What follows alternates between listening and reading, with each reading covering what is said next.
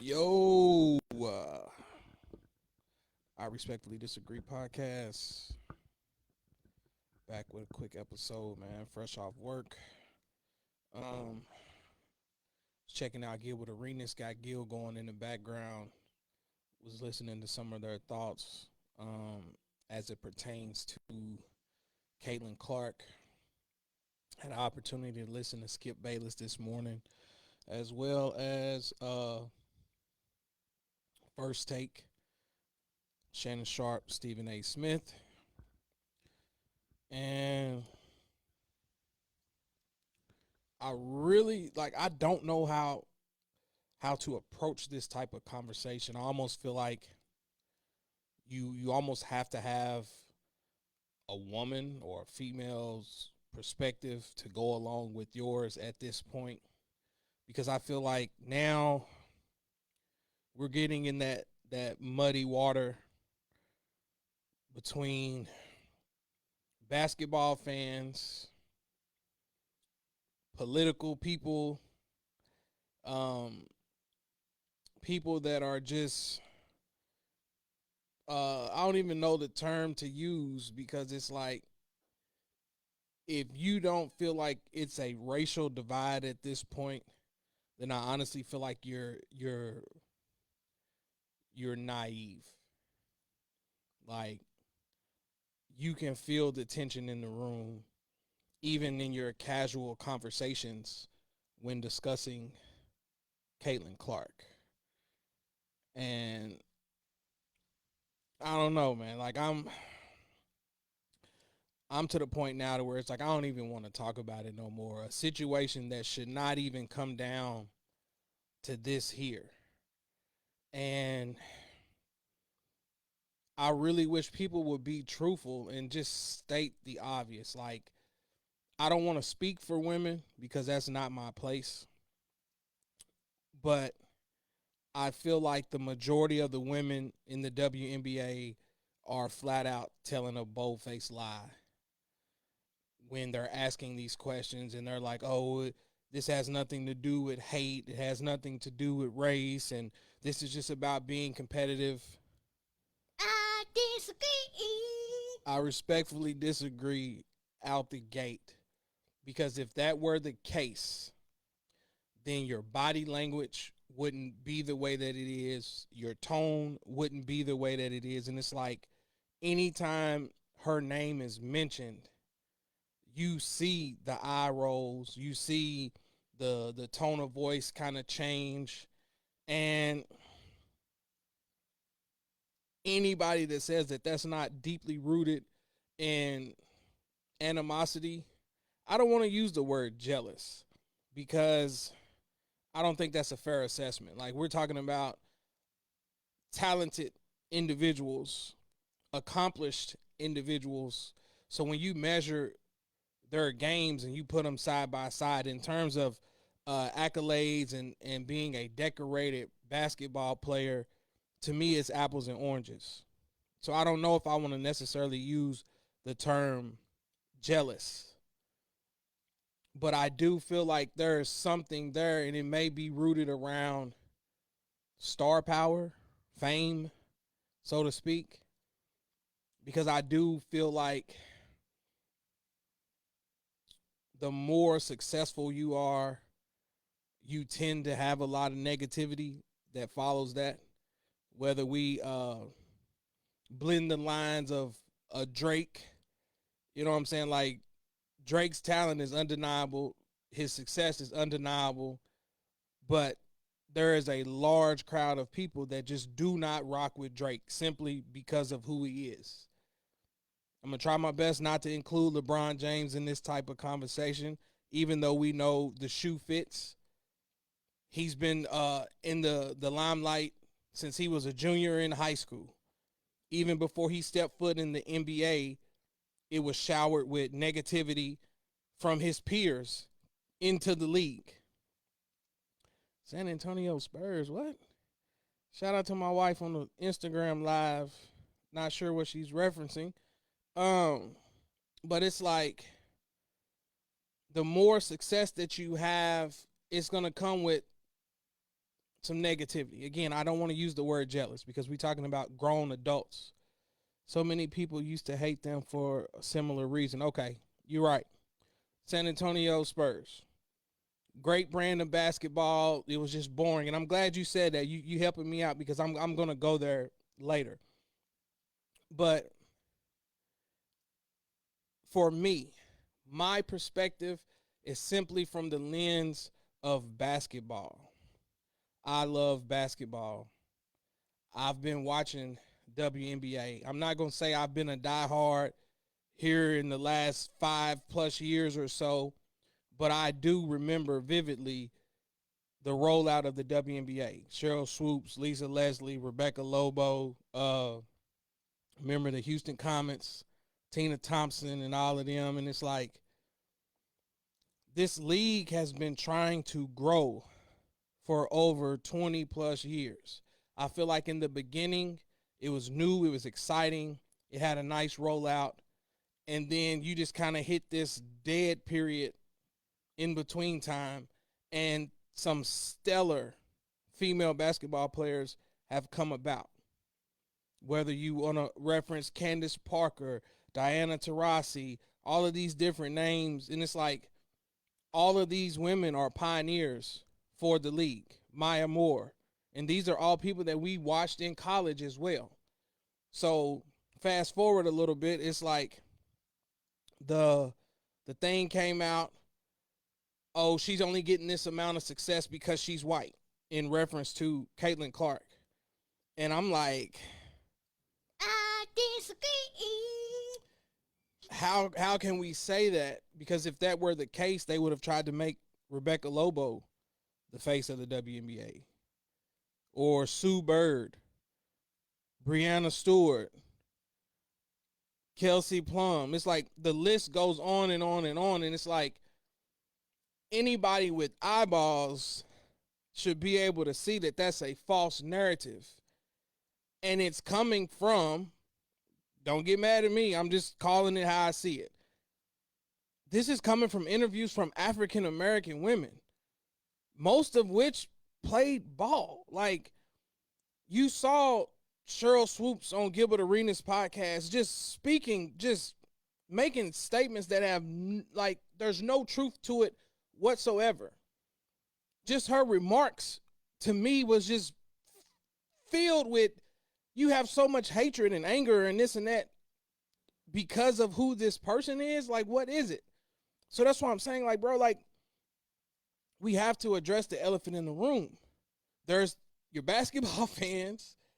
There's your fans that are riding with her strictly because she's white. Then you have people that are against her strictly because she's white. And it's like, come on, bro. What are we doing?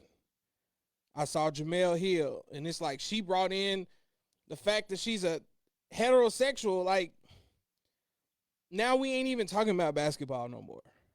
People love her because she's a straight white female. And it's like, what? What are we talking about? Then you got the people who are jumping in the comment sections trying to, oh, I've been watching the WNBA. You must be new. You must be a casual. It's been rough like this. It's been quote unquote competitive. And I'm like, if you all are really wanting to sit here and say that in order for basketball to be competitive, You got to be knocking people around. You got to go up and damn near slap and assault people. Like, that's, come on, bro. It's not basketball. And the fact that y'all are trying to disguise it as, oh, they're just being competitive. Again, this is simply just my opinion. I think that's bullshit. Somebody even went to the lengths of trying to show this big old compilation video of all the brawls and all the fights and things that's happened. Candace Parker, um, Brittany Griner. They're showing all these different clips of how physical the game is, and it's always been this way. They shouldn't have to change the rules to please Caitlin Clark. So this is where my conversation is finna actually begin, because I'm saying that that's not fucking basketball. I don't care how many clips you show, it's not basketball. So now you have to separate a paying customer from just your regular person that loves to play basketball. And it's like, oh, if I go down here to the park, I expect it to be no blood, no foul. Like, no, bro, this is entertainment at the end of the day. Now we're getting to the part where it's entertainment. Everybody has been pleading for support for the WNBA, asking for sponsors, more money. The women deserve more pay. Everything needs to be almost to the level of men. I'm not going to say they need to be neck and neck, because the NBA has been around for way longer, way too many sponsors, way too much money involved. The NBA is a global game, so money's piling in from all over the world.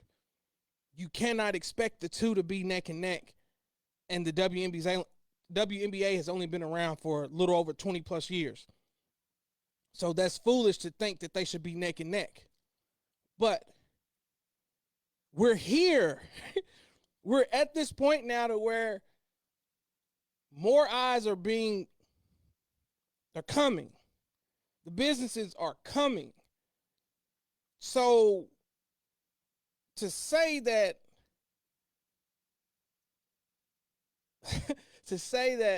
now we shouldn't have to change to please this little white girl, and I'm like, what are we talking about?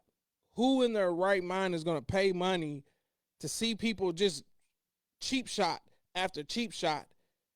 For those that play basketball, bro, like, you know what the hell you doing when you go a little bit extra. Yeah, I'm acting like I'm trying to block this shot, but my whole intention is to whack you upside your damn head. And that's why the segment this morning on ESPN kind of ticked me off, because it's like, anytime people allude to what our eyes are telling us, no, that's just being competitive. Everybody's trying to make this blanket statement that all these women are jealous of her and they're hating on her and this and that. And it's like, for you to deny that, you know you're telling a fucking lie. Excuse my language.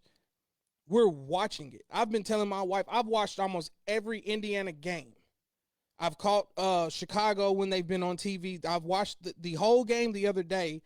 Not against Indiana.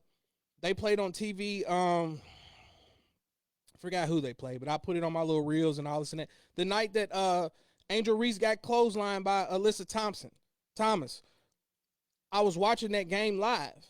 So it's like, I'm watching it. But now guess what? More games are being televised. So that's the proof.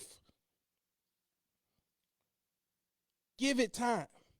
But this whole notion that they're trying to take the competitive edge and they're trying to take this, like, bro, like, that's nonsense. And if anybody that really plays basketball, you know when you really want to try to get a shot and you angry at somebody and you want to do something and it's within the rules of the game, but you going a little extra hard. Every time I watch Indiana play, bro, I'm looking at that. And I'm saying to my wife, I'm like, I've never seen anybody guard 94 feet as soon as the game starts. Out the gate. Shout out to Sneed on the live. A lot of these young ladies better be careful, because you can best believe the sponsors are looking at these young ladies that you want to take a cheap shot at and thinking, why should we want to put you as the face of our product, fumbling the bag. Amen to that.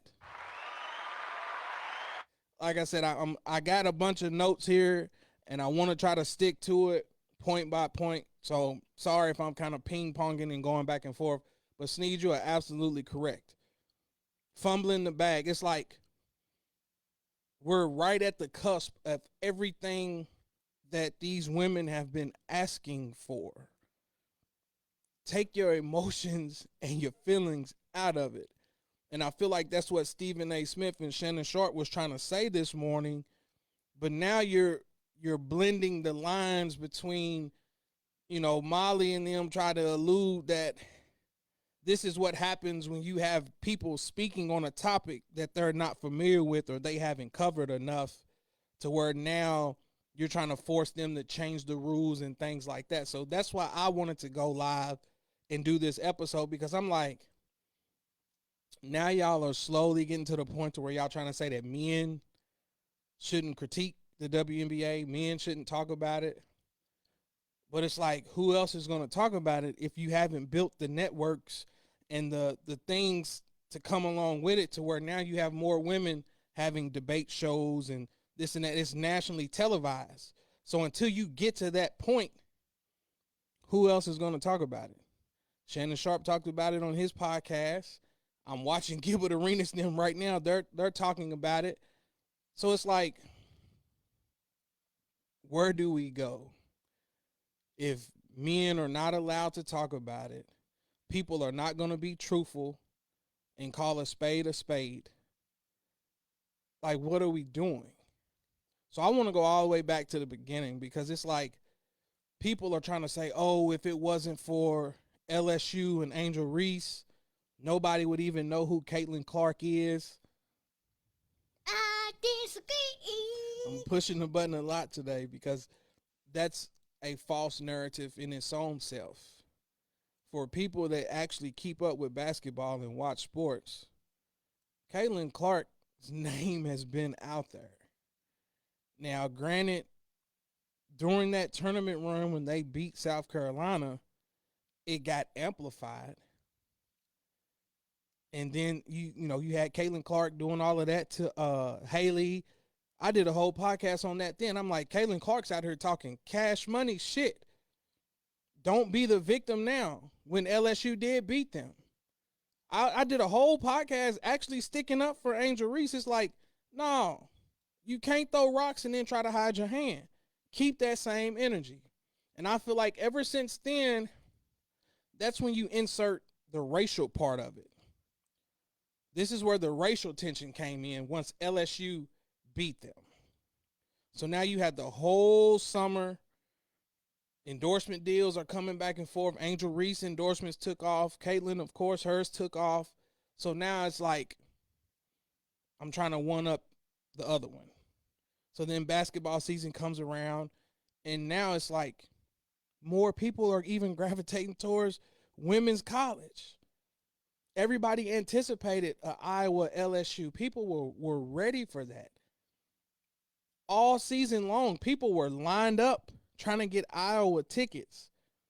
And I'm like, you have to be blind or simply not a sports fanatic to have not seen the ESPN coverage and things like that. Little girls walking around with Caitlin Clark jerseys. This is a college athlete at the time. So to say that the WNBA is only doing this because she's a white female, that's simply not true. And I don't give a damn who don't like it. I've had several TikToks and videos and things that I was doing to discuss what I'm currently watching the first few weeks of the WNBA, and people have called me an Uncle Tom and everything else, and it's like, you're full of shit. Excuse my language. You're full of shit if you're not going to be truthful. If you're going to say that nobody would have known who Caitlin Clark was if it wasn't for Angel Reese, that's simply not true. Truth be told, I didn't know Angel Reese went to fucking Maryland. I didn't know that she was a transfer. So it's like they helped each other. Angel Reese is a baller. She's tough. Nobody has ever said that she wasn't. But now you get this thing where it's like everybody wants to try to discredit Caitlin Clark. I'm in this sports group, not too familiar with a lot of the people that's in there. I just got randomly added. But every time she has a bad game or a bad moment, grown ass men are running into this group and they're sharing this and they're laughing and going back and forth. And I'm just like, what are we doing? Like, what did we expect in the first 10 games of a season? Was she supposed to go out here and average 40? Which brings me to my next point. It's like Diana Taurasi, they're covering the NCAA tournament on ESPN. And you heard it when they were talking about her. Like you could just feel it, you could just sense it.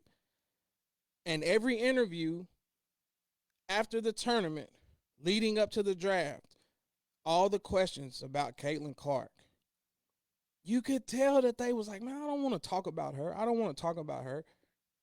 And then boom, the season begins. And like I just said a few minutes ago, it's like they're picking her up full court, 94 feet. Every screen that's set, they're hedging. They're forcing her to turn the ball over, get the ball out of her hands, and that's what they're supposed to do. Nobody has ever said, let her go out here and cook. But I'm saying to myself, I'm like, all right, y'all playing a little extra hard. But I get it. The very first game, I can't remember the guard. She caught leg cramps, and her only job was to go out there and guard Caitlin Clark. I watched that firsthand. I'm saying to myself, I'm like, man, they really trying to stop this girl. They really trying to make her look bad. I'm like, okay, I guess. I was like, maybe, the whole competitive thing at that point in time was legit. It's like, I'm not going to let her come out here and drop 30 on my head. I'm going to make her earn it. I'm going to make her work for it. But then the more games I watch, it's like, all right, they using every opportunity in the world to slap, hack, push it down to the ground, hit her across the head, doing all these different things.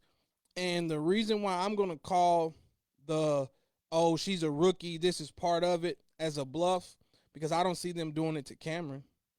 It just so happens that one particular play that happened with Angel Reese last week, that's what everybody's going to be able to hang their head on. But outside of that, what other rookies is going through what she's going through? And it's like they're making her work twice as hard, which is cool. Nobody's saying that there's anything wrong with that. But at the end of the day, don't hide behind the fact, oh, that's just us being competitive. Bullshit. You're going extra hard. You're trying to send a message. You're trying to make her, or you're trying to prove a point that she's getting all of this fame and this success that you all feel is not warranted. They did Lonzo Ball the same way. Pat Bev is on Gilbert Arenas show right now. That's the first thing he said. The very first game, Pat Bev arm checked Lonzo, threw his ass into the side, to the announcer's table. That's for people that actually watch sports and keep up with it. Nobody's saying that rookies are supposed to come in and just everything is handed to them. But don't disguise that as I'm just out here competing. When you fucking hip checking and knocking people to the ground, using every opportunity to throw little cheap shots, I'm like, at this point, yes, you're going to mess up the bag. Like Sneed said on the live here, you're going to fumble the bag because it's like ticket prices are already through the roof off of 1 year. Because we was actually going to try to go to the Chicago-Indiana game the other day, but I was like, shit, for me to take my family of 5, man, we talking about well over $1,000. And I'm like, I would have been pissed if I went to that game Saturday and Caitlin only had, 11 points, 13 points. Angel Reese only had like 8 points, 9 points. I would have been pissed if I spent $1,000 and that's the outcome. So that's what I'm saying. It's like all eyes are on the product now. Nobody's telling you don't be competitive. Nobody's telling you just let her have her way. It's supposed to be entertainment. Let your skills be on full display at this point in time. Nobody in their right mind is saying Caitlin Clark is the best player in the WNBA because that's a damn lie too. First of all, she's not physical enough. She's not strong enough.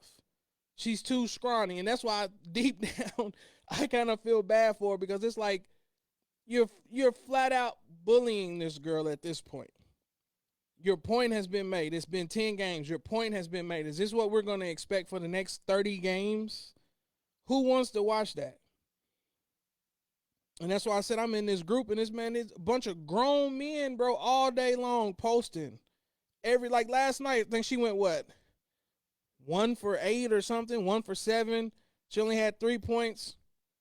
Took a crazy screen and got injured, sent to the locker room. I'm like, okay, you're going to hit her to the point to where something really is going to be hurt. She's going to be injured. The fans are going to instantly turn against the product. So, is it really worth it? Everybody's been begging and pleading for support. You want all of this. It's almost here. They're making changes. It's right there on the cusp. And it's like, you really just going to do that? Ladies been watching Draymond Green's DVD. Shout out to E on the live. Shout out to E on the live. It's like all jokes aside, man, but it's like I've seen the clips. I've seen the physicality of the WNBA. Nobody is asking you to change it. But it's like, come on, bro. Y'all going out of y'all way at this point. And anybody that's watching the games can see it. That's why I was kind of ticked off this morning watching First Take, because they're like, people like Charles Barkley, they're trying to paint this picture and make it out like the whole league is jealous of her and this and that. And it's like, come on, bro. Every interview, anytime her name comes up, just peep the body language. You get to seeing all the eye rolls and everything else. And it's like, okay, I get it. Some people feel like she's getting a lot of endorsement deals and things that she didn't necessarily earn or she doesn't deserve. But you got to trace that all the way back to Iowa, bro. Now with the NIL and things like that, there's a lot of these college kids that's getting endorsement deals that people in the NBA or WNBA ain't going to even come close to getting. That's not their fault. Absolutely right. That's exactly what's going to happen. Sales are going to drop off, plus fans will turn, and they're not going to want to invest watching the product. Like, bro, I bullshit you not. Excuse my language again.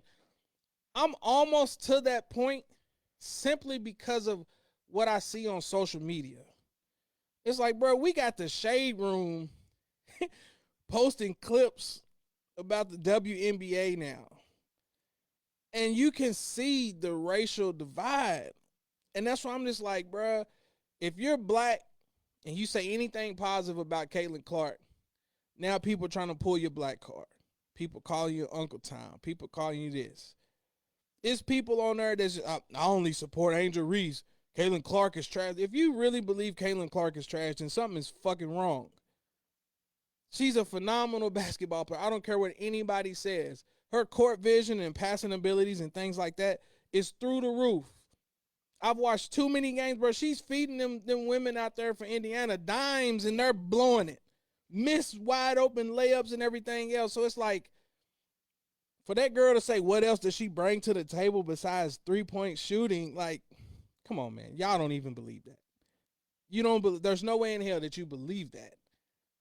And it's like anybody with eyes can see. So going back to the Iowa thing, like I said, the endorsement deals start in Iowa, bruh. She's a household name.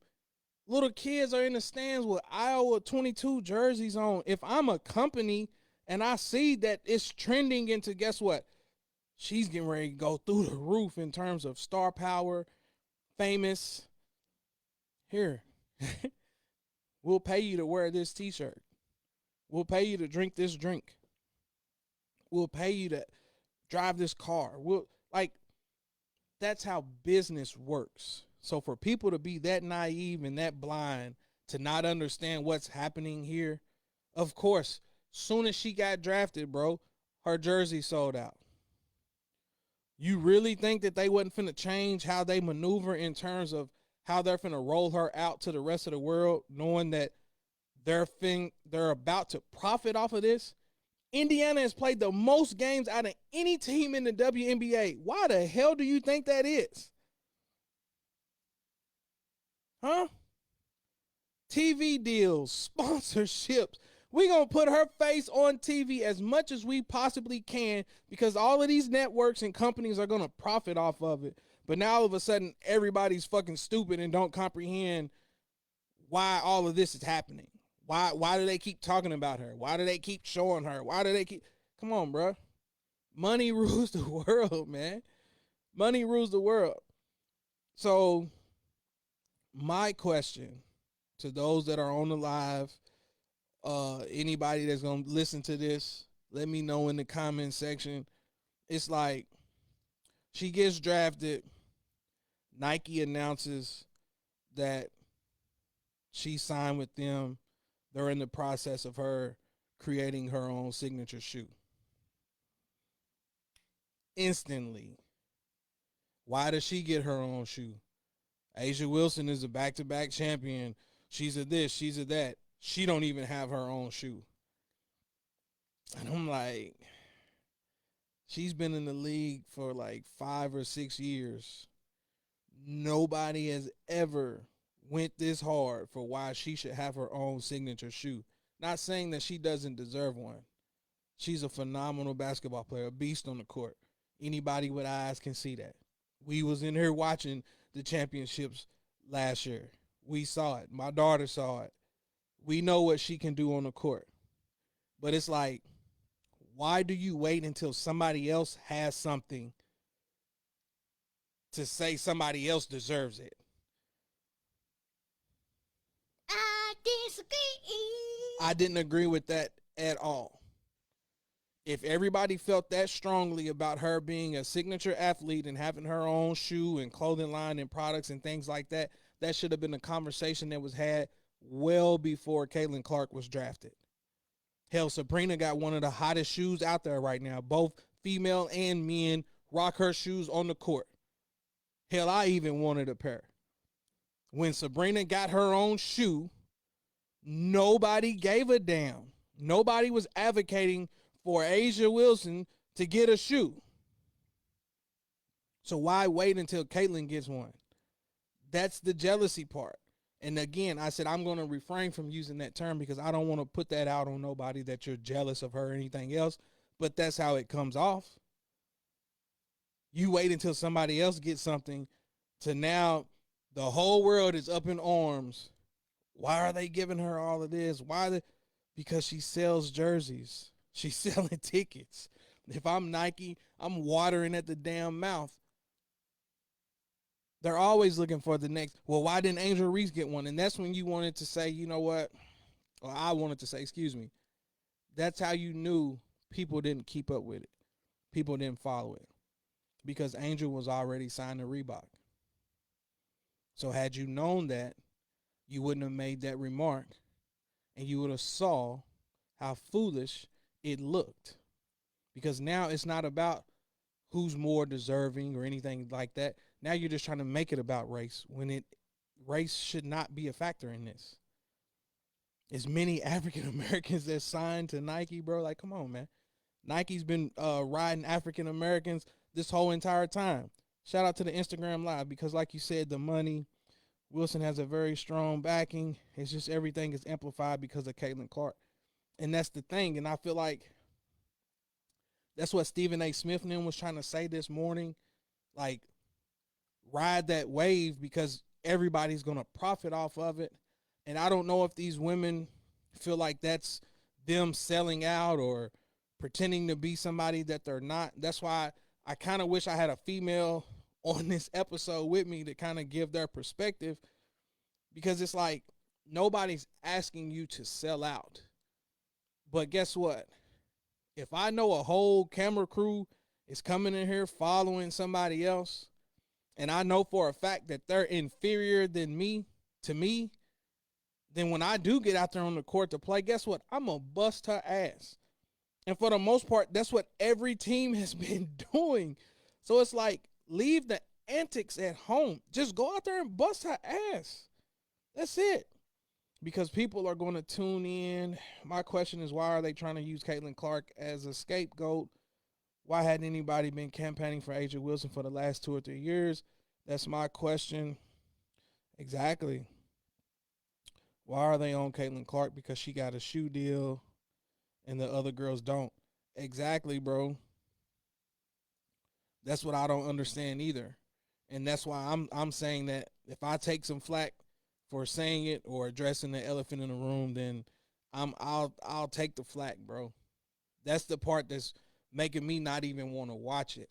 Because I made a post on my Facebook the other day and I'm like, man, they gonna keep taking these cheap shots at her and it's gonna make people turn away from the game.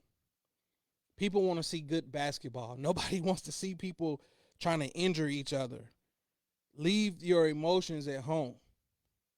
Again, I feel like teams are doing a phenomenal job sending pressure at the screens. That's where the Indiana coach, in my opinion, has to do a better job of figuring out how to get her clean looks because you see how teams are defending her. They're freaking face guarding her, bro. I've never seen that. They're face guarding her. Even if she's off the ball, they don't care what's going on behind them. It's supposed to be see your man in ball at all times. That's what we teaching these young kids. See your man in ball at all times. Point to your man in the ball. Nobody's doing that.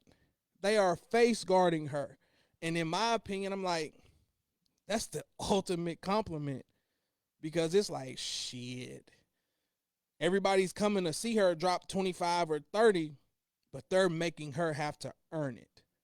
So that's the rookie hazing period. Make her earn it, in my opinion. Don't give her nothing. Make her earn it. But it's like you doing it in a hateful manner. And then you come to the podium and it's like, I'm not answering no questions about Caitlin Clark. You skipped the press conference altogether. Even her own teammates ain't coming to her defense. Facts. Facts. You know, I saw where Matt Barnes and them are saying that, and I'm like, shit, y'all was supposed to say that 5 games ago. Like, it's weird. It's weird to watch because I'm looking at the screens that's being set on her. I'm looking at the fouls that are being committed when she's driving to the basket. Hell yeah, I'm going to sit out here and shoot threes because ain't no way I'm coming in there when I know people, I ain't going to say I know, just based off of how it looks, people have something against her and they're using every opportunity that they can to try to send her a message. So if they're putting that fear or that doubt in the back of her mind, so far it looks like it's working. But you got to be able to disguise that as playing basketball. You cannot make it obvious to where it's like they got a chip on their shoulder. They're mad at everything she's getting, and you can tell by their antics, and then you can tell after the game. Angel Reese was on the bench.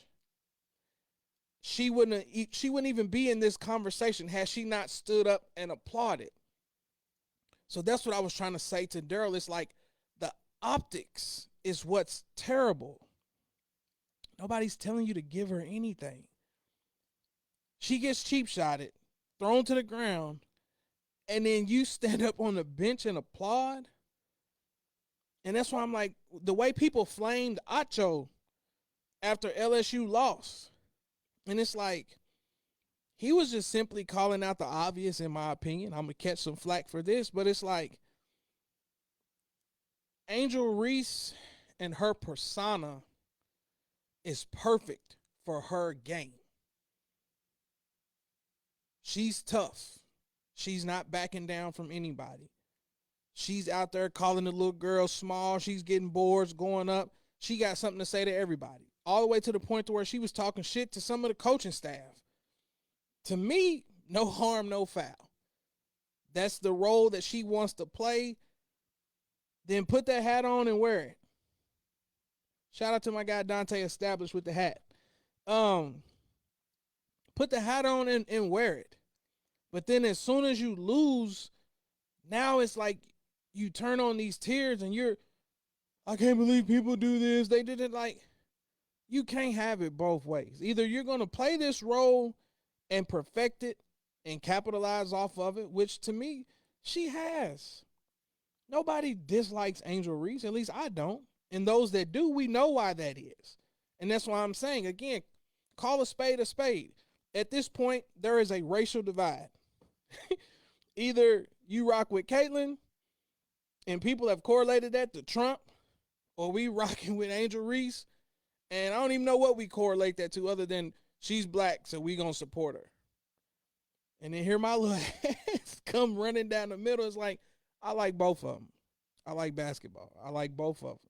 So you're never, like, you can call me whatever you want to. You're never going to change my opinion. I like both of them.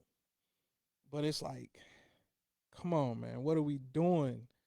What are we doing? 10 games into the season, and we're at this point, and it's like,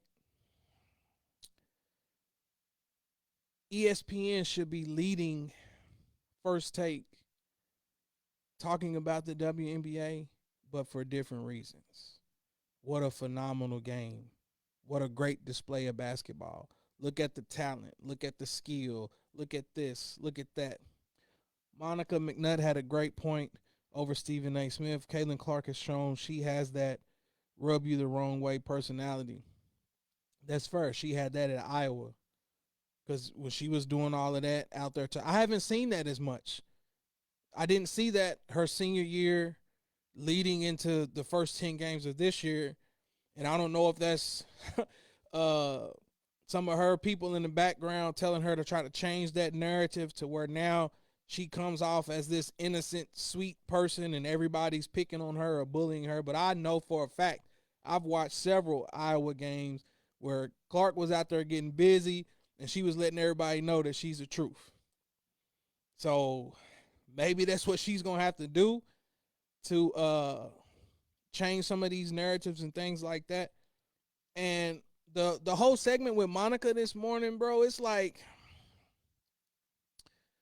she definitely has some valid points here and there, but for me, I feel like the message was being lost if you look at their body language and the things that they were saying. It's like, yes, you're in the locker rooms, you're covering women's basketball, you're covering these different things, but don't sit here and pretend like for the viewer that's watching that we can't see how hard they're going to try to lock her up or defend her, and that we can't see the little shots that she's taking.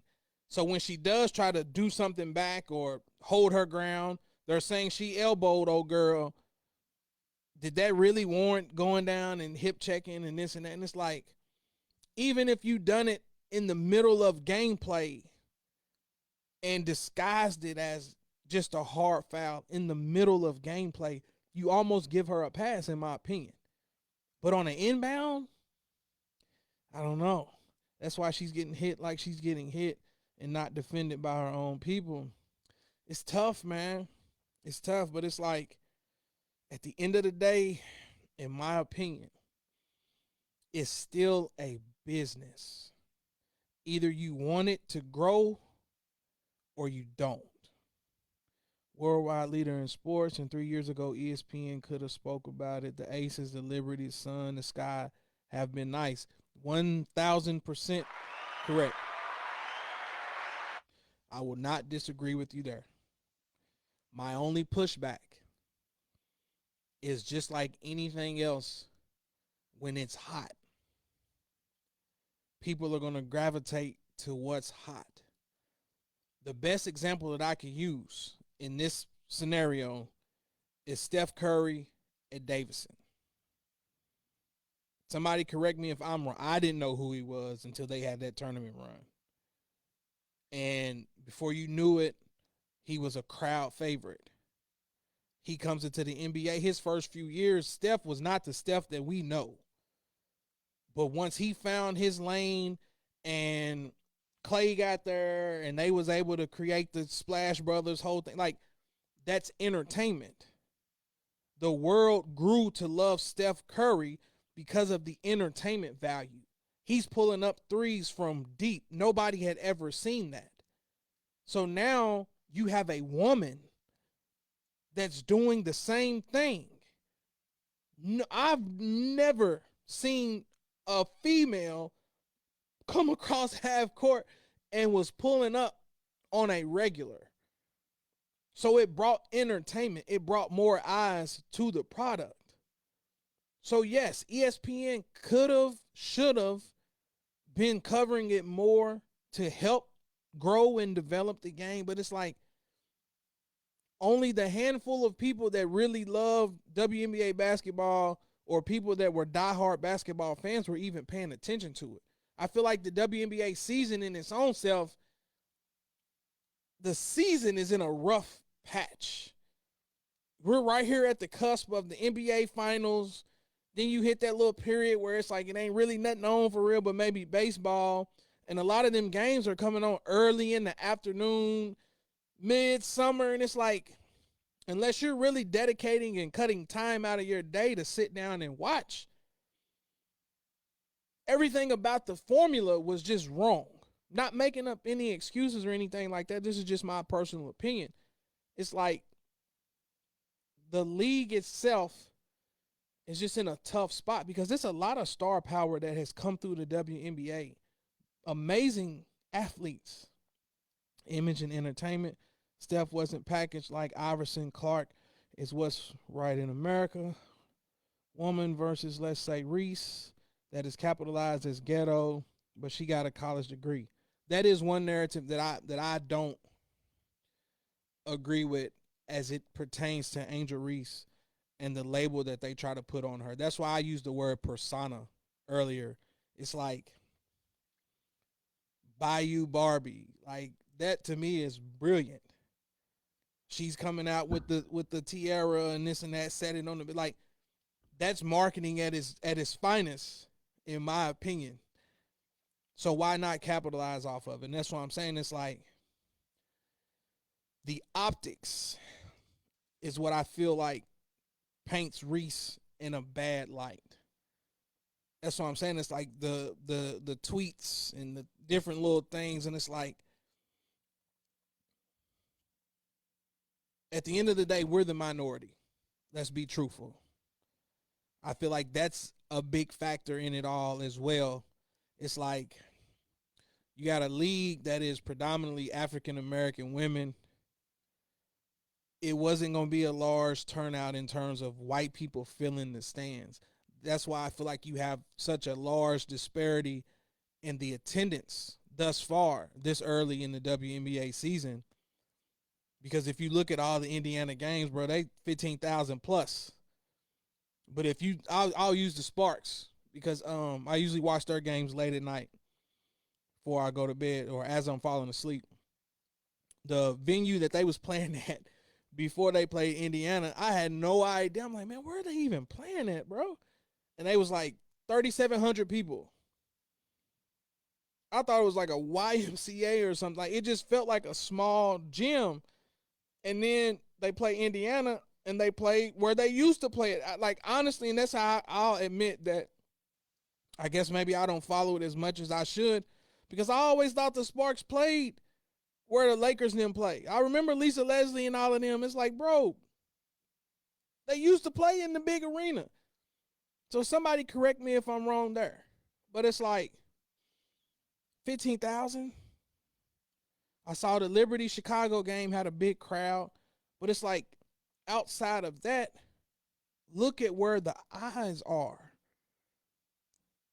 So I can't expect ESPN them to cover something that nobody else is really paying attention to. That's why it used to drive me crazy when I watch these debate shows and stuff.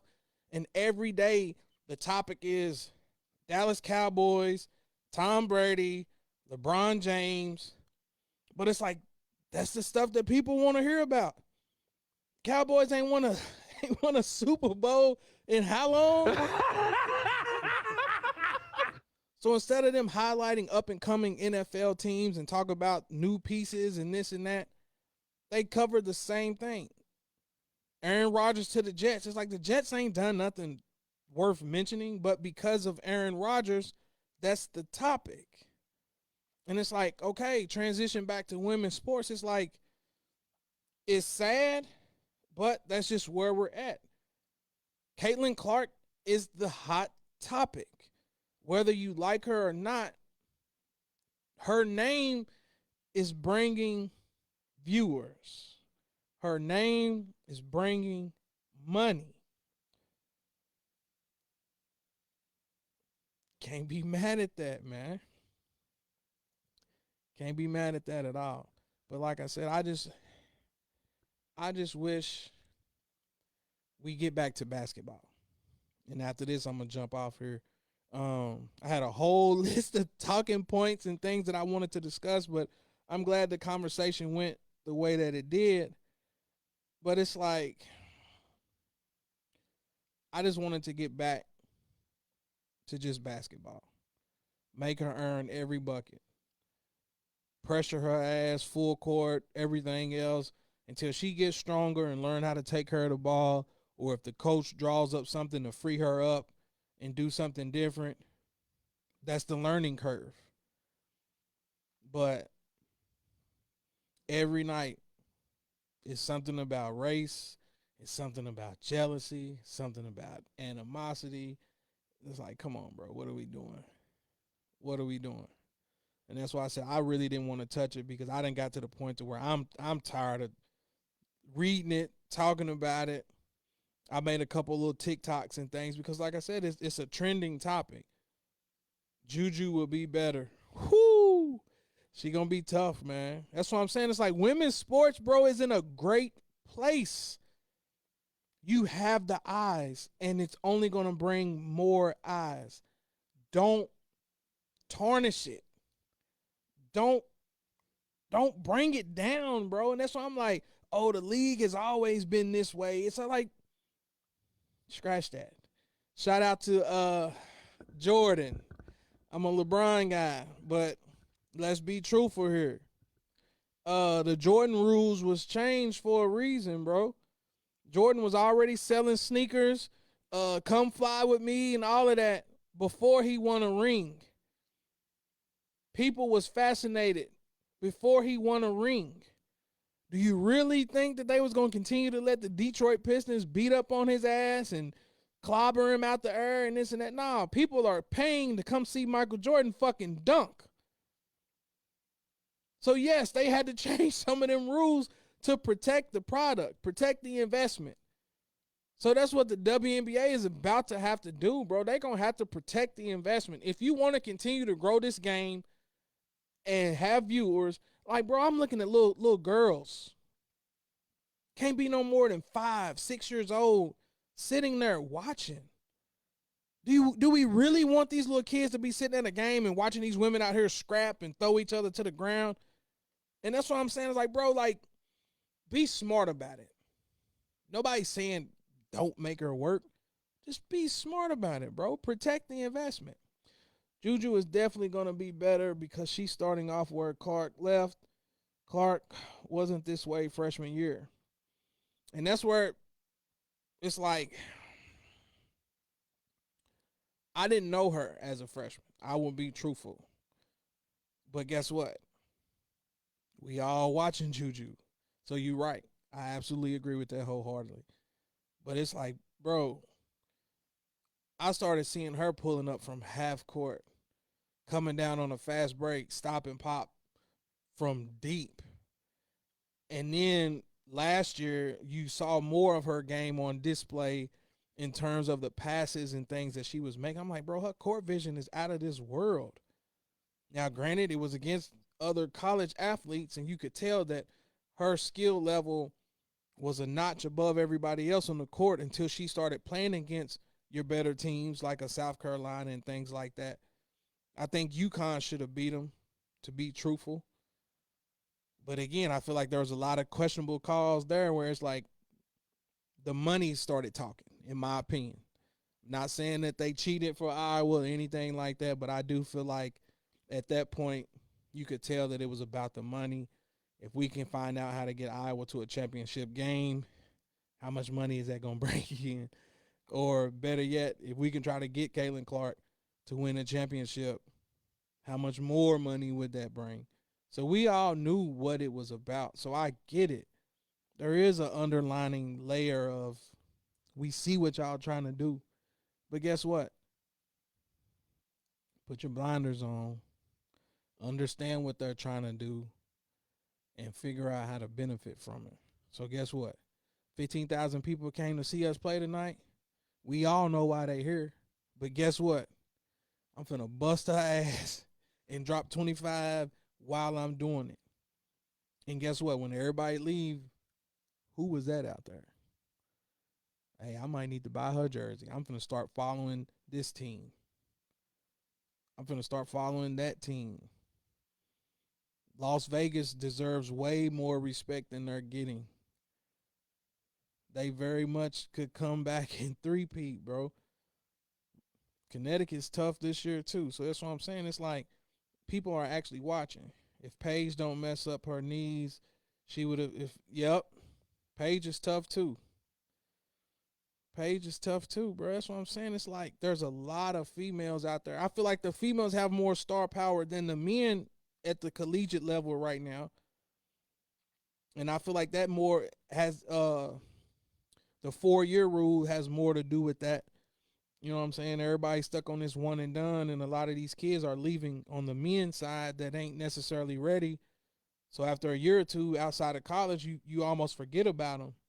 But right now, the star power from the female perspective, that's where people's eyes are gravitating towards. So just keep building on it, man. At the end of the day, keep building on it. And I get it. A lot of content creators and things. It's social media, bro. People are gonna make videos and things and try to sway people's opinions and build a whole conversation just strictly based off of race. It ain't got nothing to do with basketball or none of that. It's just gonna be strictly off of race. And I just sit there and read thousands and thousands and thousands of comments, and I'm just like, bro, what are we doing? UConn gonna have a squad. USC does too. I'm telling you, man, it's like women's basketball is in a great spot. And I'm gonna leave it alone after this. I just don't mess it up, bro. This is everything that you wanted. A lot of names are coming up that people didn't know about. That's what you want.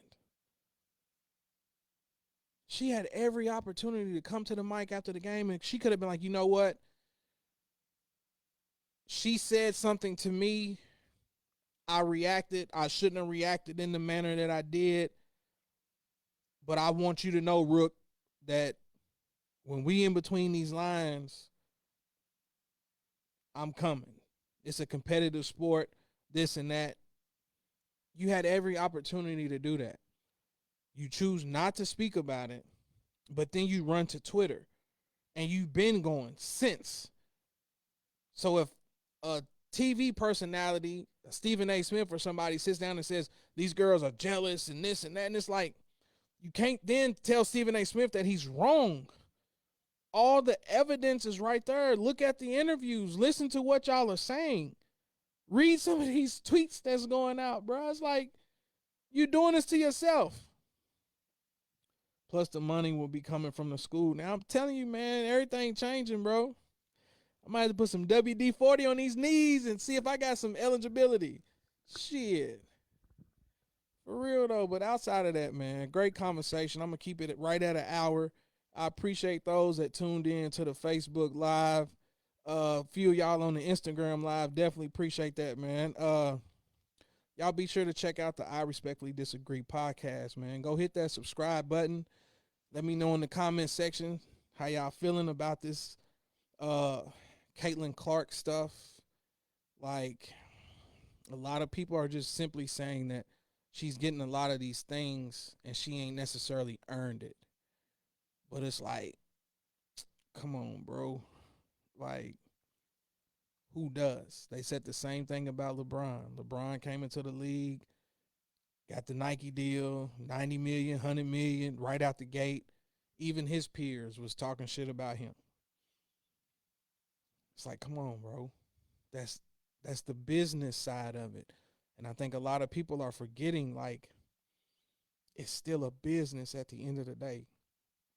As bad as we want to see hard nosed competition, battling, going back and forth. These owners are trying to fill seats. They trying to sell jerseys. They trying to get TV deals, get more games on national television. Some of these games, bro, you gotta go look on the damn computer, man, just to sit down and watch it. It's like, bro, that's a treasure hunt in its own self. Even if you wanted to watch the game, bro, you gotta go through all these hoops just to try to find it. So if you bringing more eyes to the product, man, shut the hell up. And excuse me, you know what? Forgive me. I don't mean that because I'm damn near implying shut up and dribble, and that's not what I'm trying to do. But I'm simply saying it's like, let your game talk. Don't stoop to that level to where it's like, I'm going out here to try to prove a point, because last year it might have been 5,000 in the crowd. 5,000 people go watch the game, come out. It is what it is. Nobody cares. You add 15,000 eyes to that. Now you add ESPN cameras, ABC cameras. So everything is amplified. That's where you got to start using better judgment, bro. Like, I'm not finna sit here and hip check knowing that this is what's going to be the topic for the next 3 days. Come on, man. That's bad for business. But anywho, last time I checked, I think I was at 659 subscribers, somewhere around there. Trying to get to 700. Then, of course, next goal is 1,000. Get to 1,000 subscribers, then you qualify for advertisements and things like that. So that's the goal. We are in June, halfway through the year. First half of the year, the goal was to get to 500. I've got there, surpassed it. So now for the last half of the year, man, let's try to grow to 1,000 subscribers. Y'all be sure to hit that subscribe button. Tell a friend and tell a friend. Again, shout out to the homie Dante, the Established. Y'all can go check him out. Establish 502. I believe that's the Instagram. Shout out to Mario, my therapist, made me do this podcast. Shout out to Clyde. You was right the first time. Just shut the hell up. Shout out to Jimmy on the live, bro. I was like, at this point in time, man, it's certain things you can't say, but it's like, come on, bro. Like, y'all, just hoop. That's why I made the post on my social media, on my Facebook. I was like, bro, just hoop. Just hoop. People are going to see your skills. People are going to see what you have to offer. People that didn't even know that you existed. Don't be upset that they're coming to basically watch her. The team is horrible, bro. Indiana's horrible. So you should already know that coming out the gate. I'm trying to embarrass her from a competitive standpoint of, I'm going to keep picking her pocket. I'm going to keep driving on her because she is a defensive liability. If I'm going to critique and talk about how great she is as a shooter and a passer and things like that, then you got to also hear the bad. She can't defend. She's not strong. And she leads the league in turnovers, bro. Use that to your advantage. You ain't got to push her. You ain't got to hit her across the head. That girl had bruises on her shoulders and stuff the other night, dog. I'm sitting there like, come on, man.